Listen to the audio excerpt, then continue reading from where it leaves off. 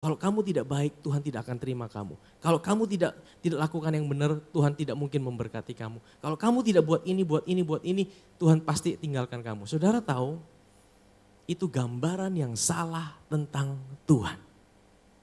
Itu gambaran yang salah tentang Tuhan.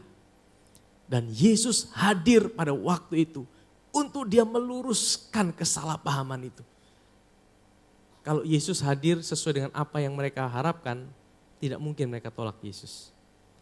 Tapi Yesus hadir memberikan sebuah pemahaman, ini loh Tuhan. Kalau kalian mau lihat Bapa, lihat aku. Kalau kalian mau tahu siapa Bapa, lihat aku. Saudara tahu? Dan itu memutar, memberikan sebuah pemahaman yang baru. Ini yang membedakan kekristenan dengan semua agama yang lain. Amin saudara, amin. Dan inilah yang menjadi dasar kekuatan kita. Kalau saudara hari ini, mungkin ada suamimu, kenalanmu, istrimu, saudaramu, orang yang kau kenal, mungkin hari ini sedang hidup jauh dari Tuhan. Saudara tahu mungkin dia pernah lahir baru. Saya percaya saudara, Tuhan tidak pernah tinggalkan mereka. Tuhan itu tidak pernah berhenti mencari mereka. Tapi memang ada perlu respon dari kita. Tadi yang bertanya sama saya, bagaimana kalau kita tidak mau meresponi? Kita tidak mau meresponi kasih Tuhan? Iya, Tuhan tidak pernah berhenti. Saudara tahu? Yesus itu, dia tidak pernah dibatasi oleh dosa kita saudara. Kasihnya jauh lebih besar daripada setiap kegagalan kita. Bahkan firman Tuhan bilang, kalau kita ada di dunia orang mati, Yesus ada di situ saudara. Betul tidak saudara? Dan Yesus buktikan itu saudara.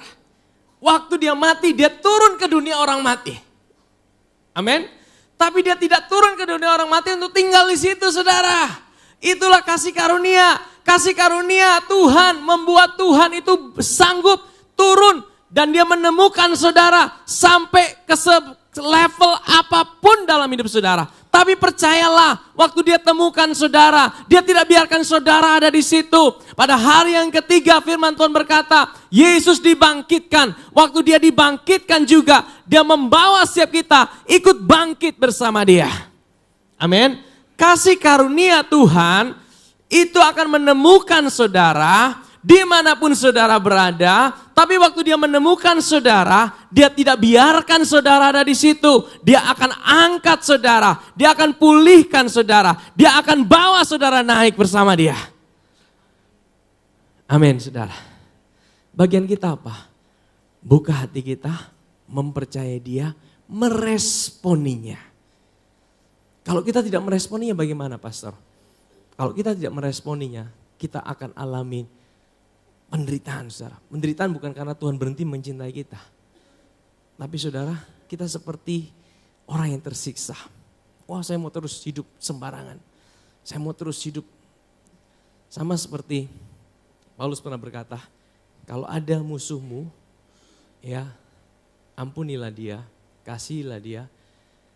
Itu seperti engkau sedang menaruh bara api di atas. Saudara ingat ayat itu? Engkau seperti sedang menaruh bara api di atas. Apa artinya bara api?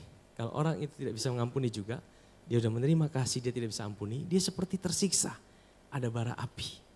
Tapi kalau dia bisa lepaskan juga, bara api itu berubah menjadi suatu hal yang menarik, menyenangkan dalam kehidupannya. Amin saudara. Kasih Tuhan itu mengalir. Agama selalu ajarkan, kalau engkau baik, Tuhan baik.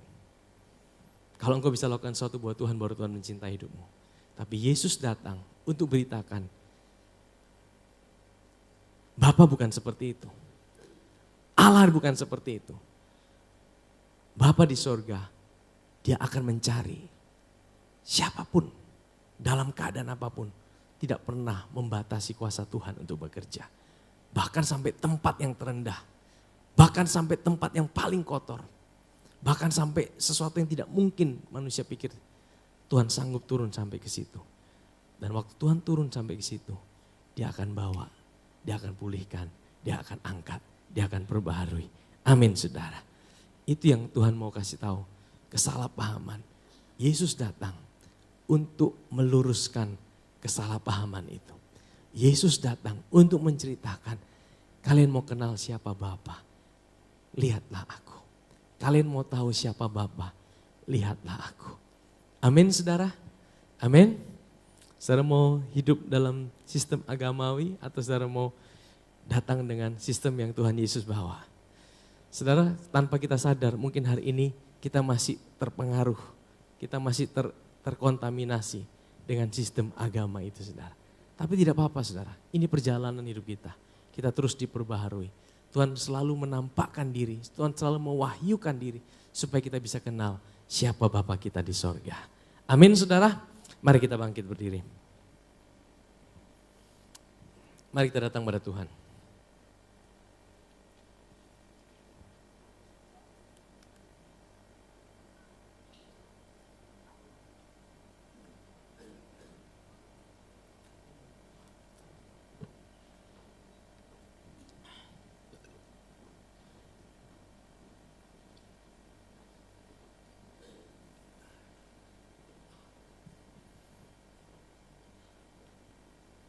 Saudara, Yesus datang bukan untuk mengubah cara pandang Allah terhadap kita. Saya kasih satu ayat yang terakhir, saya lupa.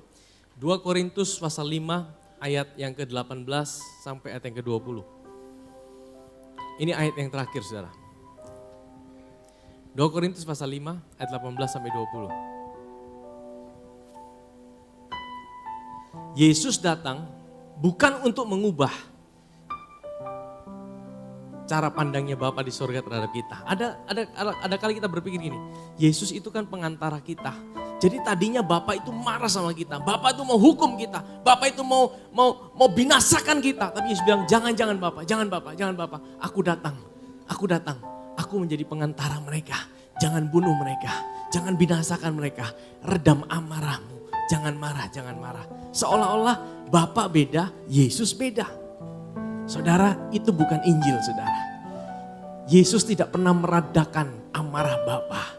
Karena Yesus bilang, kalau engkau mau tahu siapa Bapa, lihat aku. Amin saudara. Artinya Yesus mau bilang gini, waktu dia datang ke dunia, dia mau ubah. Kalian pikir Bapa adalah Bapa yang murka sama kalian. Kalian pikir Bapa adalah Bapa yang mau binasakan kalian. Kalian pikir Bapa adalah Bapa yang jahat sama kalian.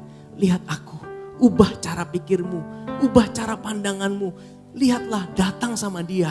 Karena waktu engkau lihat dia, engkau lihat aku. Aku adalah dia, dia adalah aku. Engkau mau lihat gambaran tentang Bapa, lihatlah aku. Amin saudara. 2 Korintus pasal 5 ayat 18. Dan semuanya ini dari Allah yang dengan perantaraan Kristus telah mendamaikan kita dengan dirinya. Yang didamaikan siapa saudara? Kita dengan dirinya atau dirinya dengan kita. Kelihatannya tidak ada bedanya. Tapi ini beda jauh sekali saudara. Waktu dikatakan Kristus mendamaikan kita dengan dirinya. Berarti yang bermasalah siapa? Kita. Kita yang bermasalah bukan dia. Dia tidak pernah bermasalah dengan kita. Dia tidak pernah bermasalah. Dia tahu setiap hidup saudara. Dia tahu setiap kegagalan saudara. Dia tahu apa yang ada dalam hidup saudara. Dia tahu masa depan saudara. Dan dia tetap berkata, I forgive you, I love you. Aku mencintai kamu, aku ada buat kamu. Aku tidak pernah tinggalkan kamu. Dia tidak perlu didamaikan dengan kita. Kita yang perlu didamaikan dengan dia. Didamaikan artinya, Yesus bilang, kalian salah paham terhadap Bapa selama ini. Datang pada dia. Mari aku bawa engkau datang pada Bapa. Dia mencintai hidupmu. Dia tidak pernah tinggalkan engkau. Amin saudara. Ayat yang ke-19. Sebab Allah mendamaikan dunia dengan, bukan Allah mendamaikan dirinya dengan dunia. Allah mendamaikan dunia dengan dirinya. Jangan salah paham sama aku. Makanya dia kirim Yesus. Yesus untuk menjelaskan siapa Allah itu. Hati Bapa, hati Tuhan buat manusia. Allah mendamaikan dunia dengan dirinya oleh Kristus dengan tidak memperhitungkan pelanggaran mereka. Bukan berarti tidak ada pelanggaran, tapi tidak diperhitungkan pelanggaran mereka. Ia telah mempercayakan berita pendamaian itu kepada kami. Haleluya. Mari datang pada Tuhan. Mari datang pada Dia. Berikan diri kita didamaikan dengan Allah. Datang pada Dia. Dia Bapa yang baik. Dia Bapa yang tidak pernah tinggalkan kita. Dia Bapa yang selalu ada dalam segala situasi kita. Dia Bapa yang selalu ada dalam segala keadaan kita. Biarkan pewahyuan tentang Bapa, pewahyuan tentang siapa Allah itu, kita lihat pribadi Yesus. Karena waktu kita temukan Yesus, kita temukan siapa Allah itu. Dia ada bagi kita. Terima kasih Tuhan, terima kasih Tuhan. Mari naikkan pujian ini. Aku bertahan dalam kesesatan. Kau buktikan kesetiaan-Mu Tuhan. Engkau Allah Immanuel. Kau kuatkan aku bertahan. Kau harapan dalam kesesakan. Kau buktikan kesetiaan-Mu Tuhan. Engkau Allah Immanuel. Kau kuatkan aku bertahan. Kau harapan dalam kesesakan. Kau buktikan kesetiaan-Mu Tuhan. Engkau Allah Immanuel. Mari setiap kita datang pada Tuhan. Tutup mata kita, arahkan hati kita pada Tuhan. Biarkan sungainya mengalir di tengah kita. Biarkan kasih-Nya menjamah setiap kita. Siang hari ini, apapun keadaan hidup saudara, apapun yang sedang saudara alami, kadang-kadang kita merasa, Tuhan, apa yang aku alami ini terlalu berat Tuhan. Aku tidak mampu Tuhan. Bagus ketika kita berkata kita tidak mampu. Artinya kita tahu bahwa ada seorang pribadi yang mampu. Datang pada Dia. Datang pada Dia. Yang Dia butuhkan cuma respon kita. Saudara mau berlari sekuat apapun dari Dia. Dia tidak pernah berhenti mengejar hidup saudara. Cintanya tidak pernah berhenti mengejar hidup saudara. Cintanya selalu menemukan hidup kita. Tetapi Dia butuh respon dari kita. Dia butuh kita berkata, ya Tuhan, aku tahu, aku mau datang padamu. Ya Tuhan, aku tahu, aku butuh Engkau Tuhan. Ya Tuhan, aku tahu, aku tidak mampu dengan kekuatanku.